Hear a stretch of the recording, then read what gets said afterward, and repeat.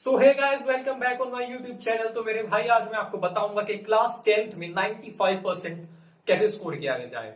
तो भाई 95% लाना क्लास 10th में एक बहुत ही इजी टास्क है। बस खुद पे भरोसा रखना है और अपने भाई पे भरोसा रखो। बुक्स बताऊंगा, टिप्स बताऊंगा और कैसे कैसे हर सब्जेक्ट को टैकल करना है, आज इस पूरी वीडियो बताऊंगा। तो यार वीडियो बिल्कुल लास्ट तक देखना और लाइक कर दो, शेयर कर दो, सब्सक्राइब कर दो। शुरू करते हैं आज का वीडियो।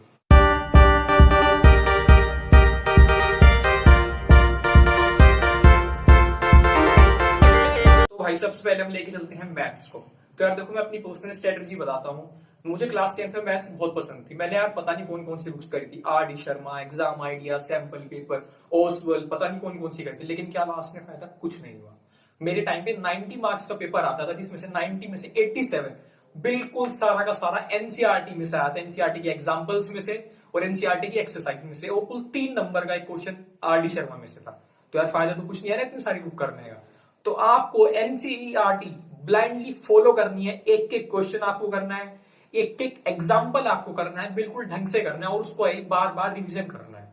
ठीक है भाई, एनसीईआरटी हमने कंप्लीट कर ली। उसके बाद क्या?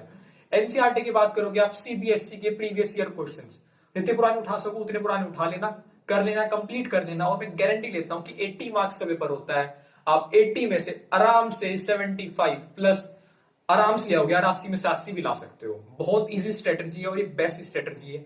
NCERT plus previous year questions. और हाँ, लास्ट में एवरग्रीन में जो सैंपल पेपर आता है वो भी कर सकते हो, बट वो ऑप्शनल है। एनसीईआरटी और प्रीवियस ईयर से आपका काम बहुत अच्छे से चलेगा। ठीक है भाई। अब आते हैं साइंस में। साइंस में मेरे भाई 10 सीजीपीए था और मेरा मैथ्स में भी 10 सीजीपीए था। मैं मैथ्स अपना साइंस का बताता हूँ। साइंस में भाई मैंने प्रीफर करी थी 3 बुक। फिजिक्स के लिए लखमीर सिंह, केमिस्ट्री के लिए भी लखमीर सिंह और बायोलॉजी के लिए भी लखमीर सिंह। ठीक है भाई। तो मैंने क्या करा था कि मैंने अपने खुद के नोट्स बनाए थे। लाइक मैं लखमीर सिंह का एक चैप्टर उठाया। लाइक सबसे पहला शायद करंट इलेक्ट्रिसिटी आता था, इलेक्ट्रिसिटी वाला चैप्टर आता था, तो मैंने वो उठाया, मैंने पढ़ा उसको, फिर उसके नोट्स बनाए अपनी कॉपी में, सुंदर से बढ़िया से नोट्स बनाए और लास्ट में उनको करा रिवाइज।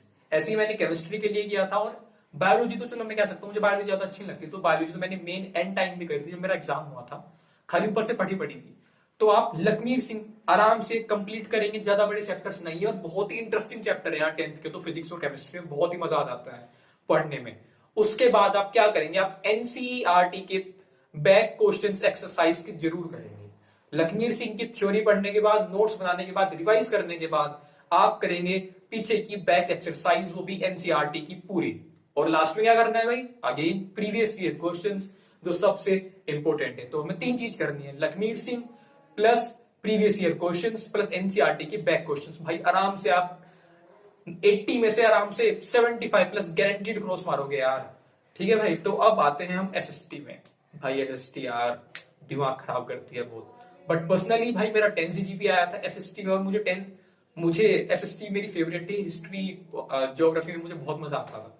तो यार देखो, मेरी क्या स्ट्रेटजी थी, मैं ना फालतू की, लोग बहुत सारी बुक्स उठा के रखते हैं, कहीं नोट्स ले, बुक्स ले, नहीं, मैं खाली चैप्टर उठाता था, रीडिंग मारता था, याद नहीं करता था। एनसीईआरटी उठाई, पूरी रीडिंग मारी, एक बार रीडिंग मारी और 2 बार रीडिंग मारी।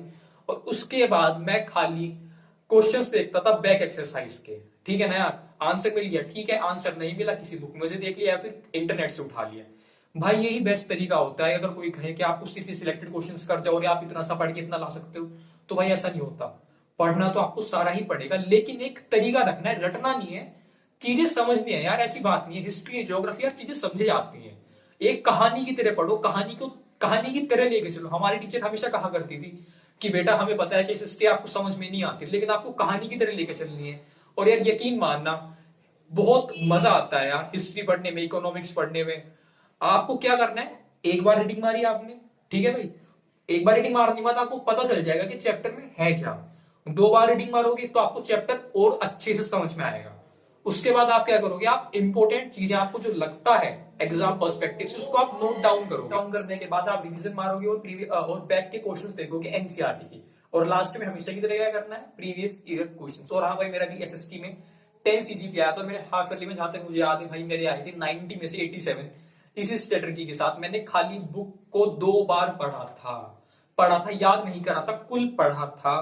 उसके बाद मैंने बैक एक्सरसाइज के क्वेश्चन देखे तो मैं डायरेक्ट आंसर देने चला गया था। और एक बात और, क्वेश्चन आए, घबराना नहीं है एग्जाम में, एसएसटी के लिए कह रहा हूं, लिख के जरूर आना है, कुछ भी छोड़ना नहीं है। जो आपके दिमाग में क्लिक करे वो लिख के आना है। मुझे बहुत सारा डाउट था कि भाई मैं ये लिख के आया हूं कहीं गलत ना हो जाए, नहीं, लिख के आना है।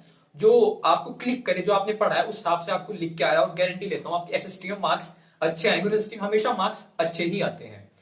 तो भाई अब आते हैं हम दो सब्जेक्ट में जिस पे सबसे कम ध्यान दिया जाता है, इंग्लिश और हिंदी। तो भाई सबसे पहले बात करते हैं इंग्लिश की।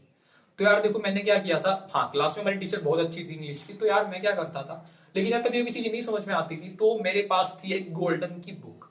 गोल्डन की एक बुक आया करती थी, उसमें क्या था, उसमें इंग्लिश में भी समरी लिखी रहती थी और हिंदी में भी। तो यार मैं क्या करता था, मैं पहले एक बार इंग्लिश की समरी पढ़ता था, समझ में आ गई, ठीक है, नहीं आई दोबारा पढ़ लो। उसके बाद साथ में एक हिंदी की समरी भी रहती थी, तो हिंदी की समरी भाई पूरी पढ़ ली मैंने एंड तक। तो चैप्टर मुझे ऊपर ऊपर से समझ में आ गया, ऊपर ऊपर से क्या समझ में आ जाता कि भाई चैप्टर में क्या है, क्या चल रहा है। उसके बाद में क्या करता था भाई, जो टेक्स्ट बुक के, जो बुक के अंदर क्वेश्चंस होते थे एनसीईआरटी के, उठाए, सब आंसर निकल गया ठीक है, नहीं तो अपने आंसर देख लिए एक बार। उस गोल्डन की बुक में सब चीज रहती थी। उसके बाद क्या किया, प्रीवियस ईयर के क्वेश्चन देख लिए, काम खत्म। और ग्रामर पार्ट में क्या करना है, तो भाई ग्रामर पार्ट को इतना पढ़ा नहीं है। एप्लीकेशन का एक स्टैंडर्ड तरीका होता है, अनसीन का स्टैंडर्ड तरीका होता है, हर चीज का उसमें एक अपना स्टैंडर्ड एक तरीका है।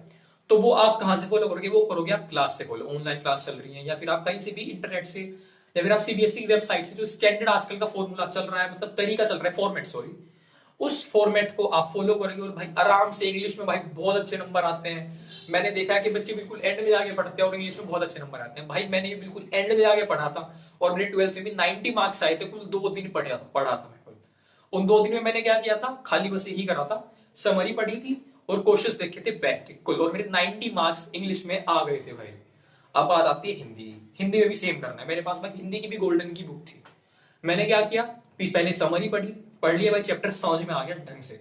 उसके बाद क्या किया, एक्सरसाइज के क्वेश्चन देख लिए, जो टेक्स्ट बुक के होते थे, एनसीईआरटी के होते थे, उसका सॉल्यूशन गोल्डन में पूरा रहता था।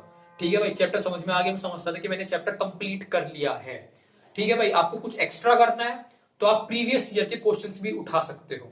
अब बात आती है पत्र लेखन, निबंध लेखन, तो भाई उनका एक स्टैंडर्ड फॉर्मूला होता है, हर जगह पढ़ा है, जाओ क्लास में देखो, कहीं से नोट्स लो, आराम से पढ़ो, और भाई हिंदी में भी बहुत अच्छे मार्क्स आते हैं। तो भाई ये थी आज की वीडियो, मैंने आपको बुक्स भी बता दी कौन कौन सी सजेस्ट करनी है, रखनी है। और भाई अब लास्ट में हम आते हैं कि भाई कुछ टिप्स। तो पहली बात भाई, पैनिक नहीं करना है, पैनिक बिल्कुल नहीं करना है। क्लास 10th है भाई, कोई इतना ज्यादा बर्डन नहीं होता, मैंने भी करी है, कोई इतना ज्यादा बर्डन नहीं होता।